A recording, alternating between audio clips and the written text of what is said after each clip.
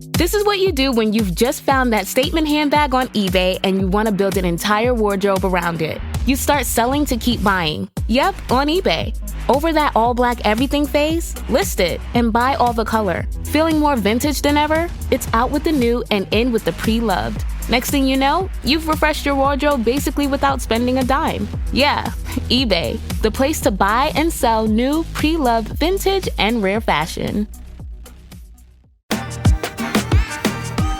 Welcome to the A World of Difference podcast.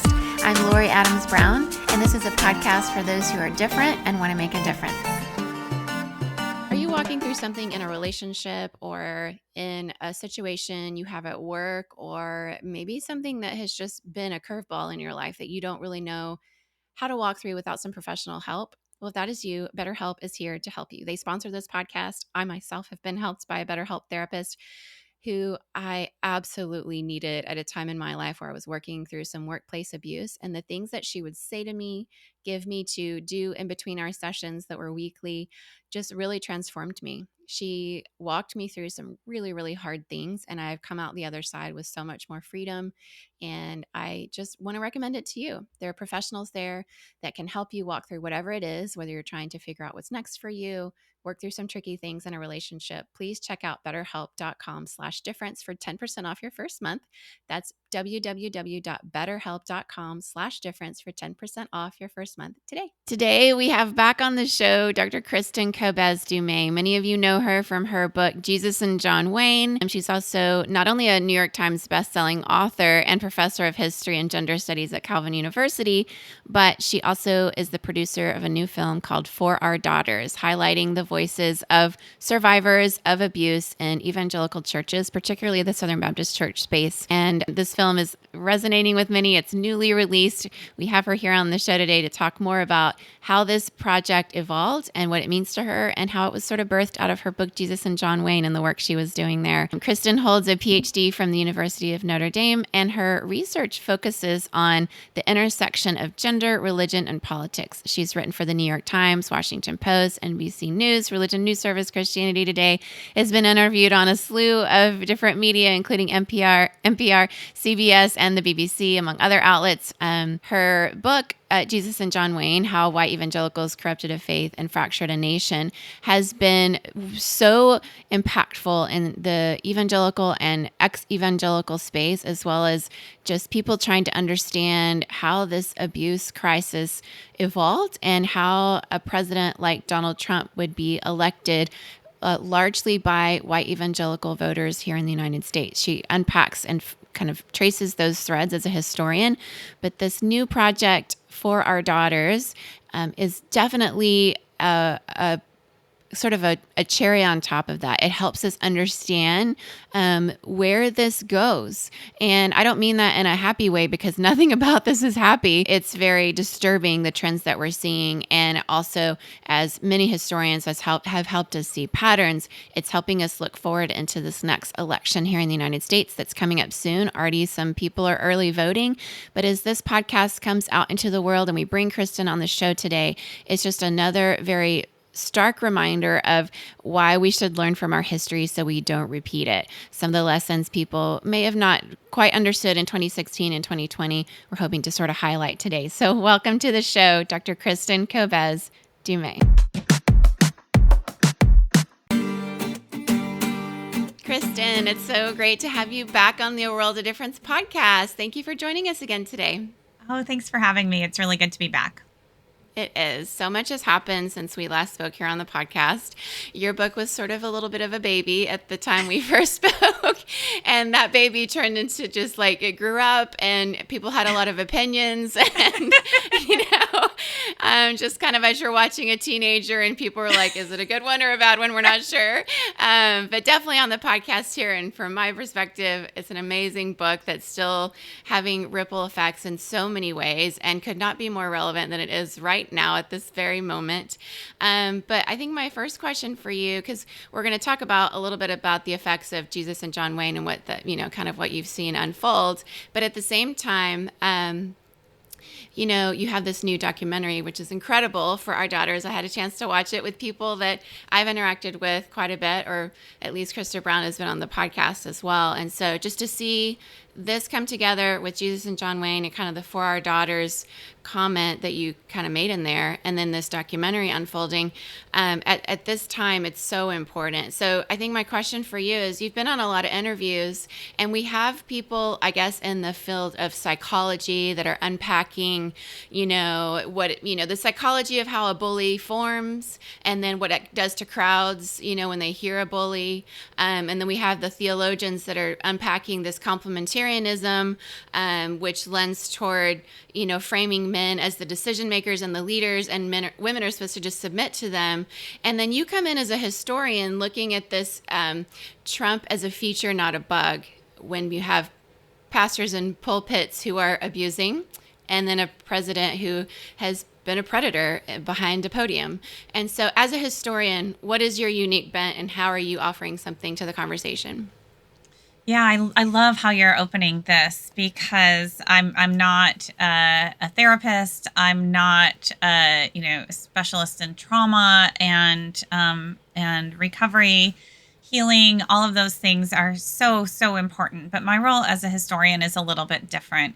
It really is in unearthing the past and revealing the stories and just describing what has happened, and in all of its complexity, and then placing it in historical context, in bringing kind of all of these things together. So gender roles, theology, political context, even economic context, and then just explaining how things work, and then putting it out for everybody to see.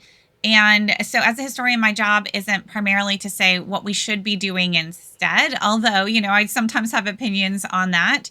And it's also not, as a historian, my job is not to say what true Christianity is or what Christians ought to do. Although I also have opinions on that, because I happen to be a Christian myself.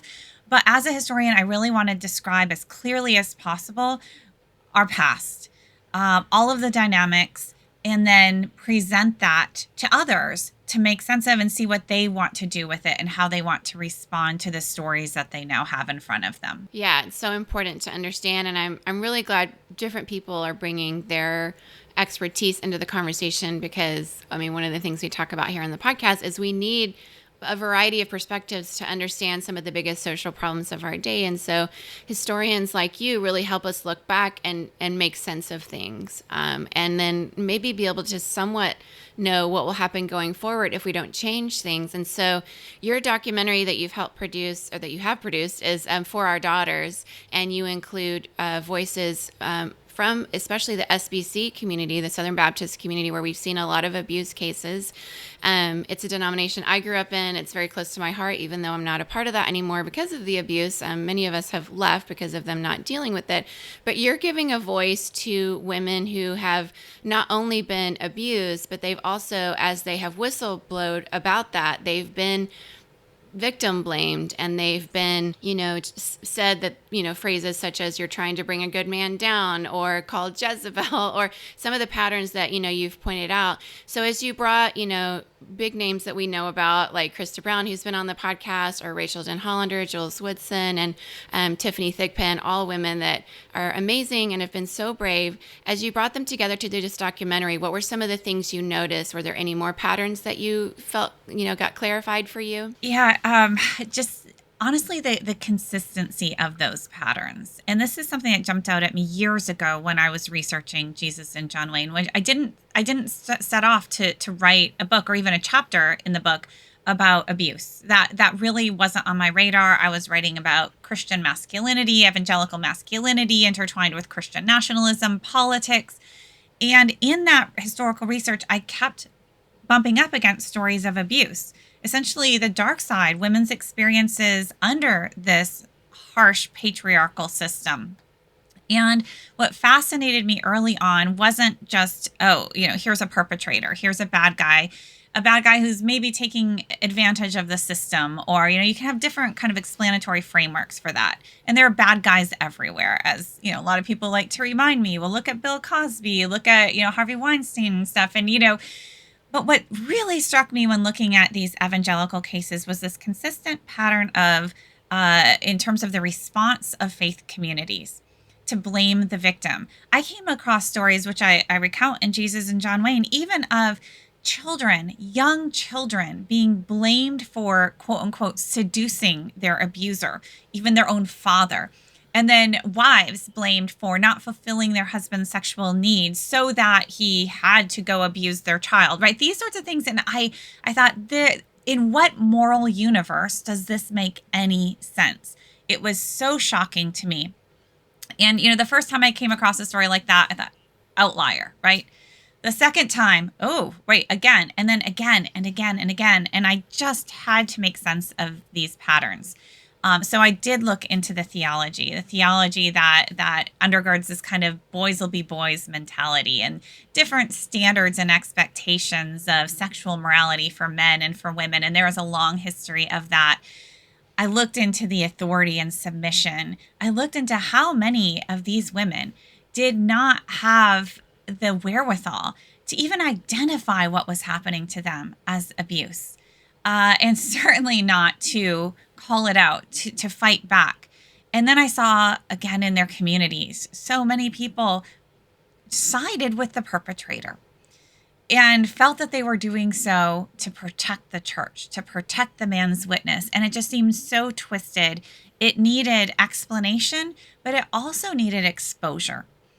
We had to tell these stories. And with Me Too and the Church Too movement, that's where we get some of these women speaking out. Krista Brown has been speaking out for decades now, a couple of decades. But when I was tracking these women, I was also stunned at, even as they were, with such clarity and moral conviction and just truth telling, they were explaining what had happened. They were not held up as heroes. You didn't have other powerful people in the evangelical community coming alongside them and supporting them and deflecting criticism. You had the opposite. They have been ruthlessly attacked.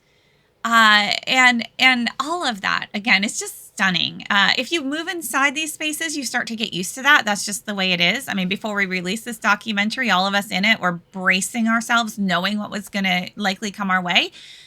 But if you just take a step back, you have to say this is reprehensible, and it requires exposure.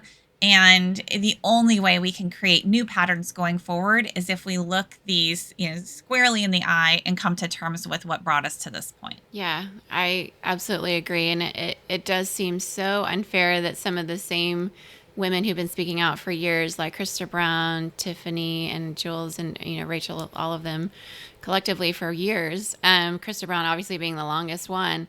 But as you watch it just again and again, where they get discredited as whistleblowers, something many who have studied this, whether theologians or psychologists or historians, are pointing out, it is heartbreaking that we haven't seen any sort of real groundswell of people sort of taking this on, that it gets squashed again and again. And, it's so clear for so many of us that this is also what we're seeing in the political realm. So how do you, as a historian, compare what you're seeing in this sort of, especially white evangelicalism, with what we're seeing as white evangelicals that largely supported Trump in 2016 and 2020 could be happening again in this November election as well? How are you seeing those patterns emerge? Yeah, it was in the fall of 2016, really in the days after the Access Hollywood tape released, that this project that became Jesus and John Wayne really crystallized for me. Because I had been researching evangelical masculinity in the past, had set it aside. I had been tracking, because of that research, stories of abuse for more than a decade by that time. But in the days after Access Hollywood, if you recall, everybody was asking, the pundits, evangelical leaders themselves, surely this is a bridge too far for his evangelical supporters. This was just weeks before the 2016 election. They can't possibly support a man who is now on camera bragging about assaulting women. Well, we know what happened. A couple of his evangelical supporters ever so briefly wavered. Wayne Grudem was one of them. But then he prayed about it, and by the end of the week, he was back supporting Trump.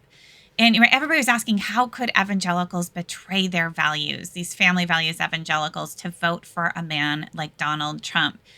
That's when it clicked for me. Like, we have seen this pattern before. We have seen this pattern so many times before inside their own churches, inside their own organizations, the trade-offs they are willing to make to support powerful men that they think are doing God's work in the world and protecting that powerful man, even when he is a predator, and marginalizing, ostracizing, demeaning, denouncing the Christian women who are speaking truth and speaking truth to power. And that's when the project that became Jesus and John Wayne really clicked for me.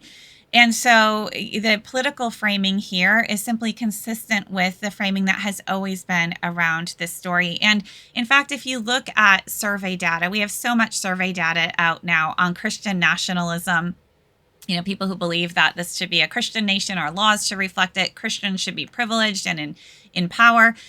We have that, all of those things closely correlate with gender traditionalism, patriarchal ideals, and you can just see across the board, these are tightly connected. And then in addition, we have some of the figures who have spoken out most prominently against abuse reform inside the SBC are also some of the leading Christian nationalist voices with close ties to the former and they hope future Trump administration. And you have somebody like Doug Wilson, not in the SBC, but this is not limited to the SBC, who is, one of the kind of most influential teachers when it comes to this rigid patriarchy, who is also one of the loudest voices championing Christian nationalism today. And all of these men are tightly networked with each other and politically with ties to contributors to Project 2025 and to the Republican Party and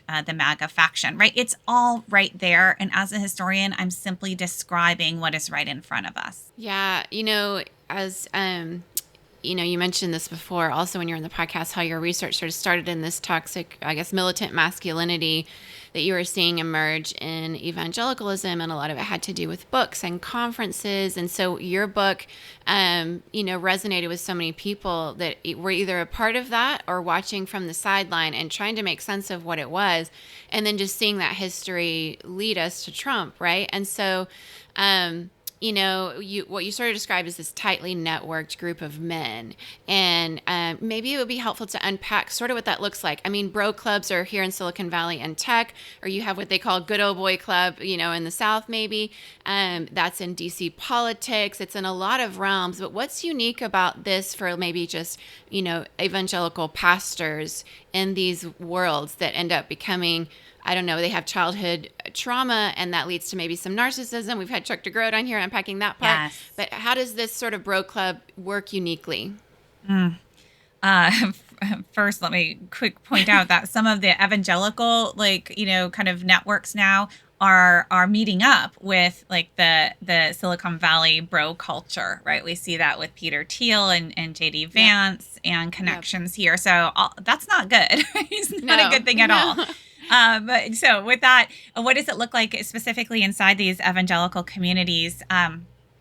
It looks like, the power of Christian publishing, of these publishers that then can give authors huge platforms. It looks like organizations like the Gospel Coalition, enormously powerful in shaping particularly fellow Christian pastors, whether they're evangelical or not, right? This massive platform, and it's a global platform as well.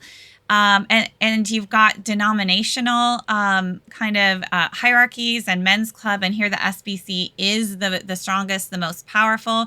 But you've also got these networks moving out through homeschool communities, homeschool networks, and this is where Doug Wilson plays a really prominent role in those spaces. And then you have these religious networks, which, by the way, are also kind of hierarchical. Even though it's all like brother this, brother that, there's a pecking order there too. So if you want to have your book picked up by a major Christian publisher and sell all those copies. If you want to be invited to speak on the main stage at the Gospel Coalition and have that audience and all the book sales and so forth that come from that. If you want to move from a mid-sized church to a bigger church, you've got to follow the rules. And you've got to show deference to the men who have more power than you. And then it's expected that those underneath you show deference to you, right? That's kind of how this culture works. And so it has its own kind of built-in disciplinary mechanisms that aren't just like coercive discipline, but it's also like willingly submitting to those with authority. That's how this whole structure works, men to men as well. And then if you do, you are rewarded with more power and with more perks. So you've got all of these networks that have been building for a very long time, and there is a lot of money involved here and a lot of power, and they are doing it all in the name of Christ, right? This is the Gospel Coalition. It's not the Gospel Coalition, it's a complementarian club, right? Right. But then now, so we've been seeing that coalesce for decades now. Also mapping onto and intersecting with political networks, organizations like Focus on the Family with their Family Research Council, organizations like the Council for National Policy, right? You see these very tight alignments there. And then one more thing I will say, so this is the reality that we live in. This is the like structure behind white evangelicalism today. But then you also have power dynamics inside those spaces. And I track that some in Jesus and John Wayne, and even since the book has come out, right, I'm talking about the shift of what is mainstream and what is fringe or what is extremist. And I trace through the character of Doug Wilson in my book, somebody who was undeniably fringe in the 1990s, becoming more and more mainstream. And now you've got the quote unquote mainstream organizations like Christianity Today, Wheaton College, feeling the pressure from these factions on the right. You even have the Gospel Coalition taking a lot of hits from more right-wing factions within the SBC and in the Wilson orbit. So it's fascinating to watch these networks and alliances as they evolve and shift, and to see those power dynamics play out. It is fascinating and a bit terrifying, if I'm being honest, because when we see something that is fringe becoming more mainstream, that does kind of, set off all the alarm bells for many reasons. We had Tia Levings on here with her book, The Well-Trained Wife. And, she talks about growing up in this Southern Baptist church, which incidentally had Jerry Vines, who's a part of Tiffany Thigpen's story. Tiffany's church. Yes. Yeah. They were in the same youth group. They were, and they're friends. So in the wild world where those kind of things connect, and at the same time, I think that when we look at these sort of bro clubs, good old boy clubs, where they kind of scratch each other's backs and, announce each other on stages, you unpack a bit of Mark Driscoll and Jesus and John Wayne. And, that was an aspect that was sort of SBC adjacent as well, but he's definitely been welcomed in a lot of those circles and all of that kind of thing. But it just seems as though, women's voices get squashed or easily discredited. And, sometimes we look at narratives in our society that are based in stereotypes or sexism, misogyny, racism, those kind of things. But when those familiar narratives get tapped into, and it seems like that's what Trump's really great at, is saying little words that almost feel like a dog whistle, saying things that might call out people whose family have been a part of very racist and terrorist organizations like, the KKK, for example, and saying things that sound familiar to what their great-grandparents and grandparents may have passed on, as well as within, sexism. There's a lot of narratives in society that will easily paint a woman as a Jezebel, as a temptress. Those aren't just evangelical narratives, although they are magnified in an evangelicalism, which will say, God speaks to the men who make the decisions, and women must submit, even when he's a David who's abused Bathsheba, right? And so when you have these stories within the scriptures, those ring true, and then therefore make congregations or denominations side with the man. So how do you see some of those patterns emerging or making some connections there? Yeah, you just see the default reaction, the default response seems to be keep it quiet. Like that's always the first. Did you tell anyone? As when Tiffany brings her story, Tiffany and her mom to her pastor. Wait, did you tell anybody? No, I'm just coming to you. Okay, good. Keep it that way. Right. So this silencing, this protecting, this circling the wagons, rather than rooting out. Right. You would think that, given Christian teachings and about sexuality and purity and truth telling and like all the things, you would think the very first step would be, do justice. Let's get rid of abuse in our spaces because it harms people we love and it harms the witness of the church. I mean, it destroys that witness. And instead, that's not what you see over and over again. It's to protect the witness, quote unquote, of the church, that this cover up ensues and is carried on, and the punishment is meted out, and that silencing and marginalizing takes place, which has to make you wonder what are they actually protecting? Right. And so many of us who have been exposing these stories of abuse are accused of trying to destroy the church, or they like to put it in the language, very gendered. You're destroying the bride of Christ. I'm like, no, we're not. You all are. Right. Like, and Rachel Denhollander is so good on this in the film. And also in Jesus and John Wayne, I quote her on this really powerful quote that she said in her victim statement in the Nassar case when she was talking with Larry Nassar, who was also trying to kind of get cover by, saying, forgiveness and Christianity and stuff. She said, the gospel of Jesus Christ does not need your protection, right? All that we are asked to do as Christians is to obey. And what does that look like? To do justice and to tell the truth. That's it. It is that simple.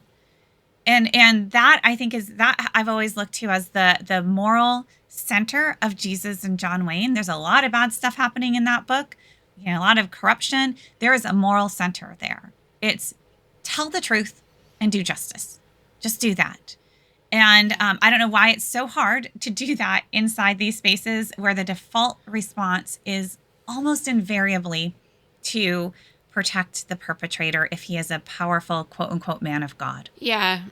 It seems as though over and over again we see, and, Sarah Stancorb, when she was on the podcast, talked about this, outside of evangelical world, people really can't wrap their minds around standing ovations for perpetrators. None of us should be able to wrap our minds around that, but you have a scene like that, right? For Jules Woodson and her story, and over again we see that happen, and it just it turns out even the story of a woman being abused by her pastor, like Krista or any of these women, we still center the man in these circles. So it's what is his perspective on what happened. So what's so beautiful about what you've done is you've centered every one of the survivors, and just a survivor-centered approach is not a pattern we've seen. It's not something that's being almost even considered. It feels like an alien ship if try to land it there. It feels so foreign to these systems.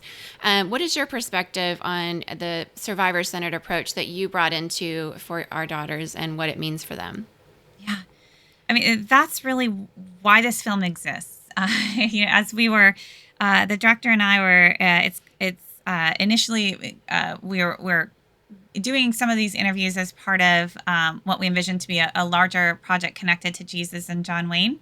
And so this was going to be a portion of that. But very quickly in hearing these stories in those very early interviews, we were both blown away, as was the cinematographer, right, running the cameras, and just the power of their stories and the clarity that they bring now to these stories.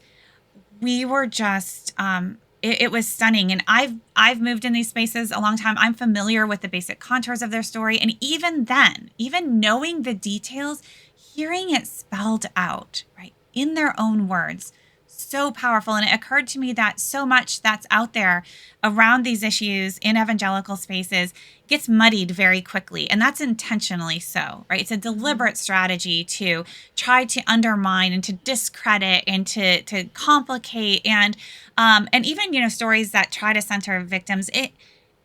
if you're just having like a little piece of the story here and a little piece of the story there, which is, kind of what journalism tends to do, you miss the full power of it. And what we found is just sitting in those rooms, like face to face, and just letting them talk and tell the stories, we were blown away.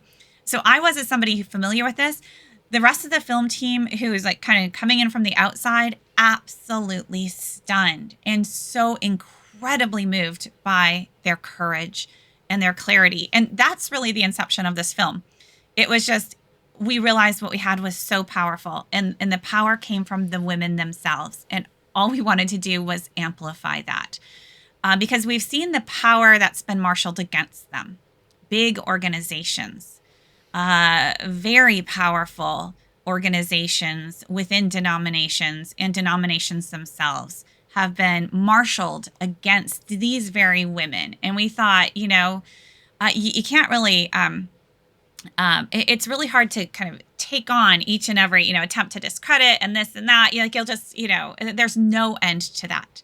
Right. But what we can do is let them tell their stories. And this is the truth, right? And, trust me on this, like, it's not just a believe woman situation. Like, these are thoroughly vetted stories, well-documented stories. And the film itself went through a very meticulous legal review.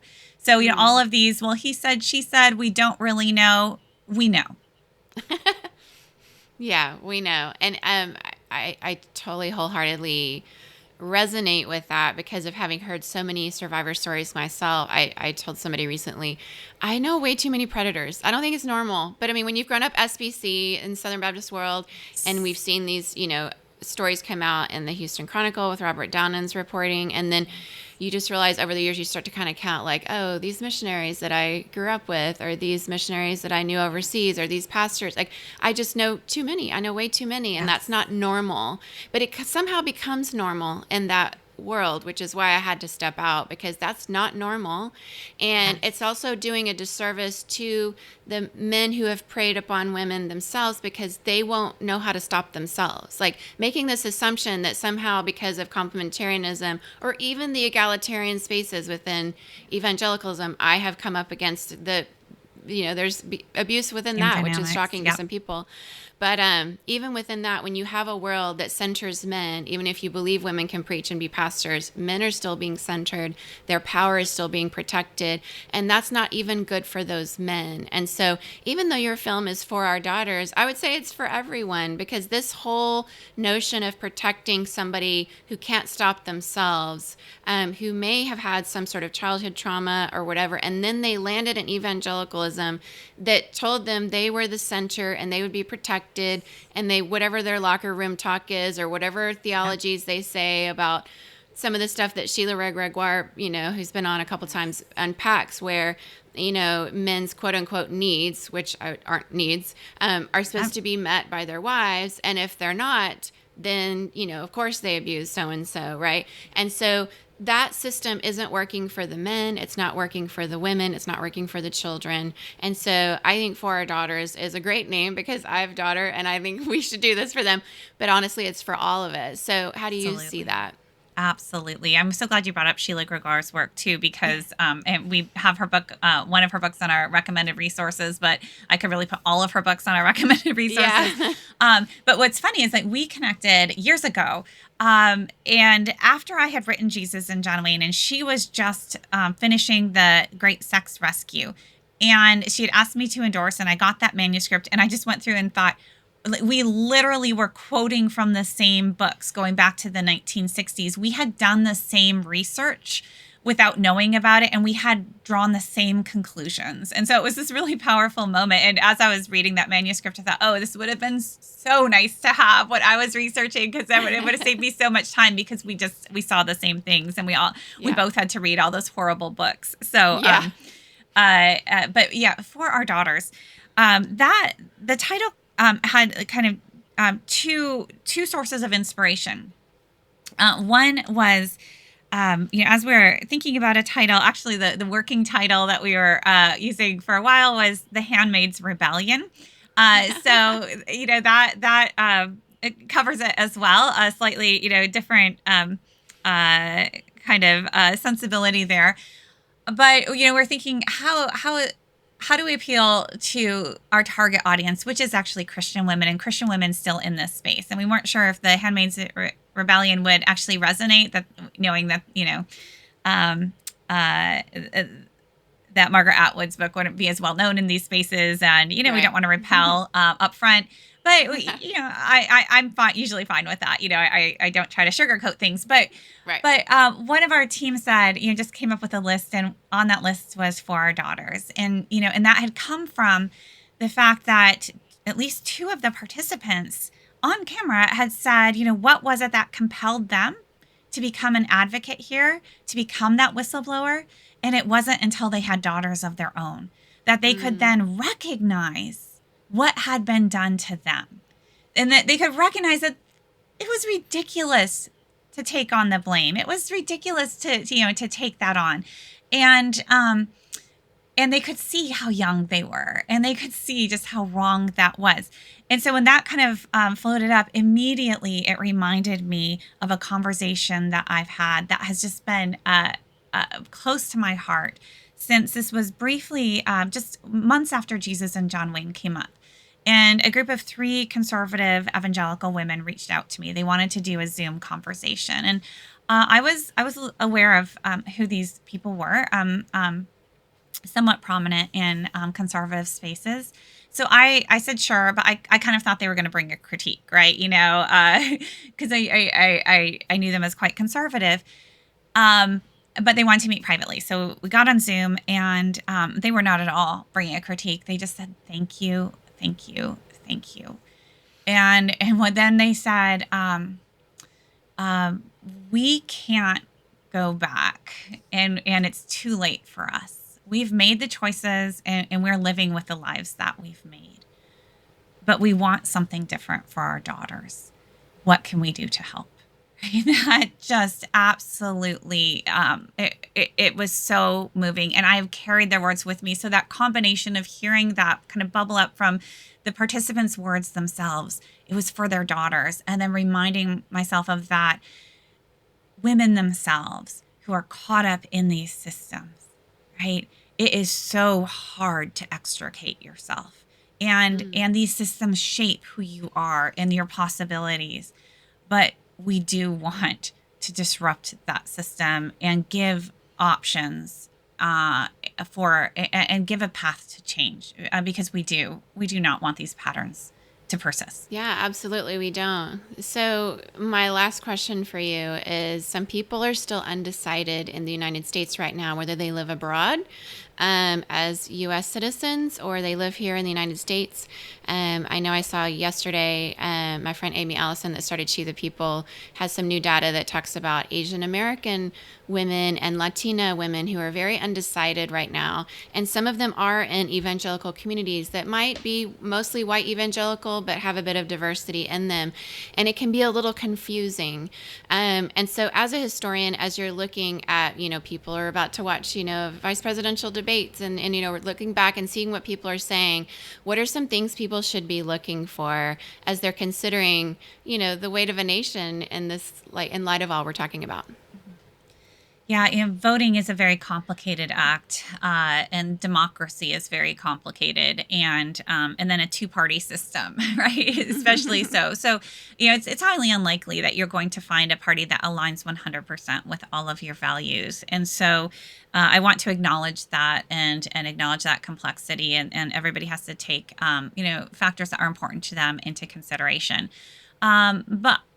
I would like to suggest that these are some of the factors that they take into consideration.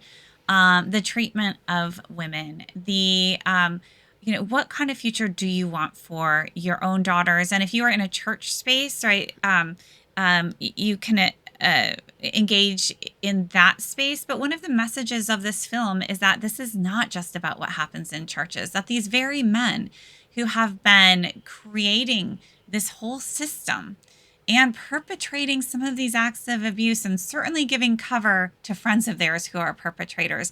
These same men are the ones who are pushing this Christian nationalist agenda, an agenda which, if you read their own documents, you can see is all about consolidating power. to achieve their ends. It's that same abuse of power. But the problem is, if it happens on a national scale, it is very, very hard to undo. And so for me, I am kind of engaging in the political sphere, not because I'm particularly partisan, but as a historian, I have a deep respect for and appreciation of democracy. And I think that democracy is so important to protect the rights of the vulnerable. And when you hear phrases of, no, women shouldn't have the vote, and no, a woman is under her husband's absolute control, and so are their children, and these sorts of things, and you see it borne out in the political realm and their political agenda, a lot of red flags for me. And so I think that this election is extremely important because historically speaking, if you allow democracy to erode, as many experts on democracy are predicting will be the case if Trump is once again back in the White House, it can be extremely difficult, if not impossible, to recover that within even a generation.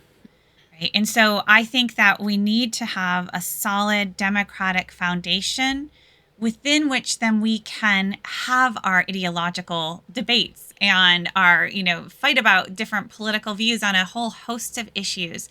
But without that strong foundation and that kind of protection of constitutional rights of all Americans, not just those who hold your particular version of, Christian faith, all Americans, we are moving into extremely dangerous territory that's bad for the country, and I would say very bad for Christianity as well.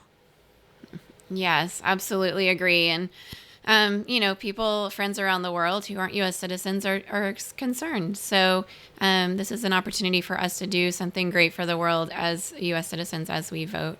Thank you so much for being on. I'm going to ask you to stay on to ask you another question. But yes, thank you for just your insights. And this film is so important. And so we're going to link that in the show notes for people to watch. But thank you for all your time and effort and just for centering the voices of survivors who have so often been squashed in this whole mess of evangelicalism and politics and everything that gets intertwined. Thank you so much for the work that you do, Kristin. How can people find you and more of your writing and your work? I write fairly often over on Substack, so you can find me at Dumais Connections on Substack. And also, for any more information on the film, For Our Daughters film.com is your destination. And we have a lot of resources there, further reading and organizations you can connect to if you yourself are a survivor or if you want to bring better practices to your own faith communities or help people in your lives who have experienced this sort of abuse. So lots of resources there as well. Thank you, Kristin. Thank you so much for all the difference that you're making. Thank you. So glad to have Kristin back on the show. She is just an important voice. If you're not already following her writing and her Substack, the things that she tweets and the articles that she writes, just if you have not yet seen For Our Daughters, stop everything you're doing now and go watch it. It is such an impactful film. The voices of the survivors there are voices that have really impacted me with their stories throughout the years as I've followed them by first encountering them in news articles where they were being quoted and then starting to, read their writing, follow them on Twitter, follow them in the interviews they were having. And these are women that she highlights that have, as she mentioned, their stories have been vetted. They even had a legal team. So you don't have to worry that these stories aren't true, that you're being fed some sort of narrative and propaganda. These are true stories of real women who have not only been so brave and courageous to speak up, but they've done so to protect others. And that is often the case in these spaces.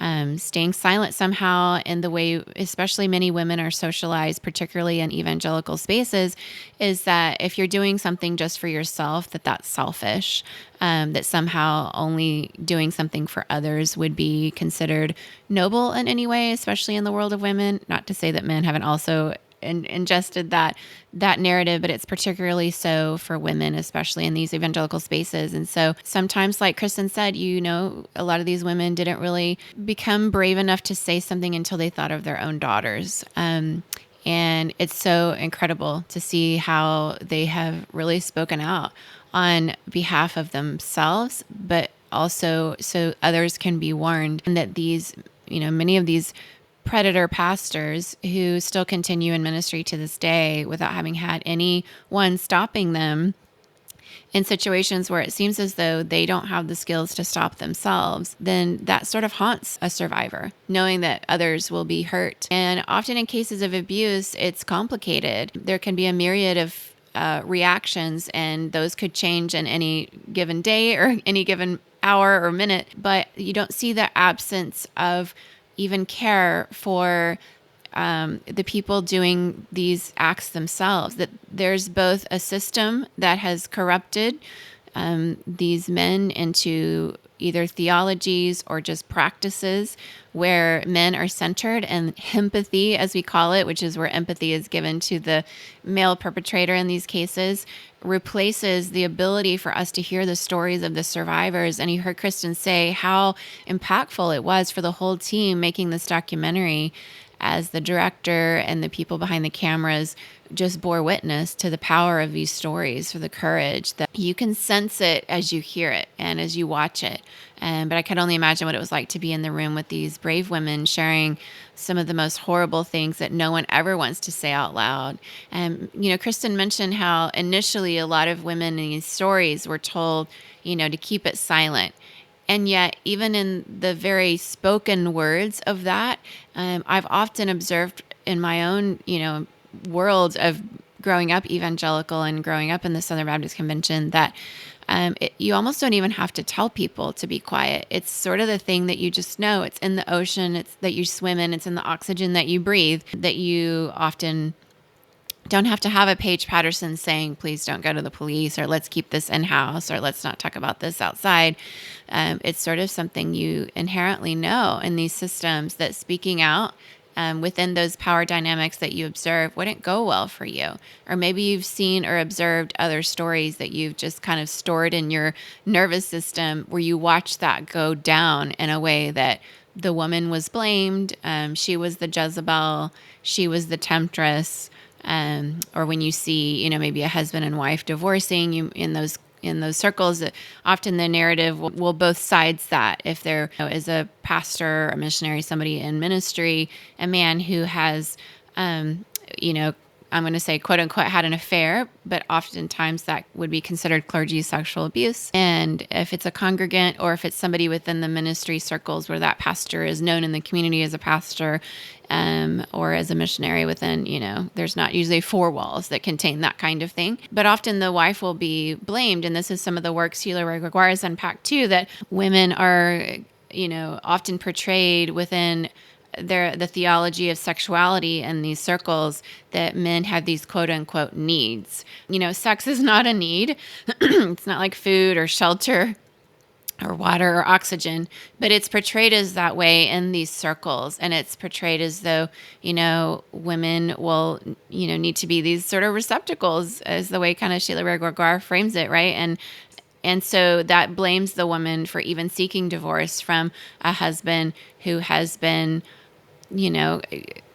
a perpetrator of clergy sexual abuse with someone else, as if she didn't meet his quote unquote needs. So even in that scenario, an abuse survivor of clergy sexual abuse will often not speak up, because they've just observed how the whispers go, how the gossip spreads about that person, that slander about that person, and that her narrative really never gets to be centered.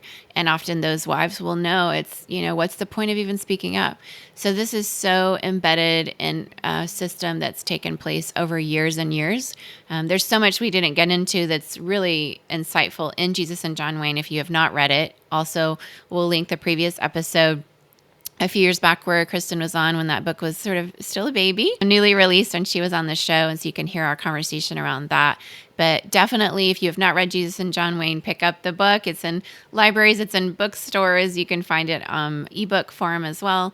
And as you listen to the book on audio, or as you read it, I know many people have reached back out to the show after that original episode with her and just saying, wow, she really put things together in a way that made sense for me. I didn't really understand how so many white evangelicals in the United States were voting for a man who had bragged about sexual assault. And yet when she describes in the book how so many pastors have been involved in these very toxic militant masculinity spaces with, conferences and books that they've written and spoken about, the ways maybe pastors speak about the grandiosity of their own mission, and, things like the Billy Graham rule. And there's, a lot of people reacted to Jesus and John Wayne and how Kristin really portrayed historically the facts around Billy Graham, which, is well known for historians, but was a shock to a lot of evangelicals to see him portrayed that way, since he had been so revered within evangelical circles, including unto this day, a Billy Graham rule that sort of paints women as these temptresses that shouldn't even ride in an elevator alone with a man, because men are, I guess, in that scenario, so unable to control their sexual desires, and that even riding in an elevator alone would not be appropriate. And so this has meant women, their narratives have not been centered. They've also not received a lot of the leadership development that some of the men have had. And so therefore that also keeps them from the positions of power within the evangelical world as well. So a lot to unpack there from her book, even now, as we're watching things unfold in real time with Trump once again being up for election in the United States, and how that is, it looks like a history that could be repeating itself. And so that's why, once again, it's so important to learn from history. 2016, 2020, we've seen some significant things happen with Trump and his ideology and his philosophy, and then also his, lack of a moral compass. And so we didn't unpack here the psychology of, a bully and how they can get crowds to sort of have a empathy toward them, or out of fear sort of fawn in a trauma response and all that. But we did sort of unpack just the historical facts with her. And so highly recommend that you go either read or reread Jesus and John Wayne, such an impactful book with many details that will help make sense of what we're seeing. And also watch the film For Our Daughters, which is so impactful, with survivors like Krista Brown, who's been here on the show, Jules Woodson, Tiffany Thigpen, and Rachel Den Hollander. You are going to be really impacted by their stories, and it's so important to hear what they're saying, because they're warning us and they're helping us find a way to move forward in a healthier way, both in faith communities and as a nation. And so really would love to hear how you're responding to For Our Daughters, and would encourage you to share that with your friends and family who really do need to see it. We want this to be viewed widely, because it's such an impactful documentary. And as always, I know many of you around the world are doing incredible work to make a difference wherever you are, whether you're in Nigeria or Australia or Singapore, or in the UK listening to this. I know many of you around the world are watching what's happening here in the US with a lot of curiosity. Hopefully this interview has been really impactful, but I also asked Kristin on our Difference Maker community a deeper question around some more specific calls to action. So if you're wanting to really make a difference in this space, and listen to her and around some of the things that she would invite us into as far as calls to action, we dig into that with her in our Difference Maker community. So please go to www.patreon.com/aworldofdifference to find out what she has to say there, and how we can sort of circle around her and support what she's doing in this space. It's so important. We'd love to have you join us there. You can join for free and do a little trial, of course. And then if you like it and you want to know more, we have exclusive interviews with every one of our guests. So there's a lot piled up there for you to be able to watch. And you can join after your free trial for as little as $5 a month. Or you can just purchase this one particular exclusive episode. There's a couple options now in our Patreon community that you can check out. So yeah, www.patreon.com/aworldofdifference for that exclusive little mini-sode with Kristin, where she unpacks calls to action. And thank you so much for listening. Thank you so much for the work that you're doing everywhere around the world, whether it's in politics and academia, nonprofit, business, all of the spaces that you're in, and the various faith communities. I if I haven't said this enough, I appreciate you so much. You inspire me when you reach out. I'm so thrilled to hear from you and how these episodes you're using to share with people in your life to have deeper conversations. And certainly this is another one of those. If there's difficult conversations around politics, religion, conversations that really are hard to have around abuse, especially in faith spaces, hopefully this is an episode you can share with your friends and loved ones and family, and then say, hey, let's have a conversation about this as a way to get that started for you. And so differences can be made in all kinds of ways. And I think it really often starts when we have conversations with each other that are difficult to have. So grateful for Kristin for her writing, her producing, for the work that she's doing to center survivors in a space where they have been very much squashed and their voices have been diminished and discredited over time. And helping those rise to the surface is just making such a difference. Please join in with her in the work that she's doing. And we will link all her information in the show notes. And I hope that wherever you are around the world, that this heavy conversation has been one that's helped spur you on to calls to action, and at the same time that you care for yourself, because it's these conversations are hard and may have even been somewhat triggering for some of you who've experienced some very difficult things in an evangelical space.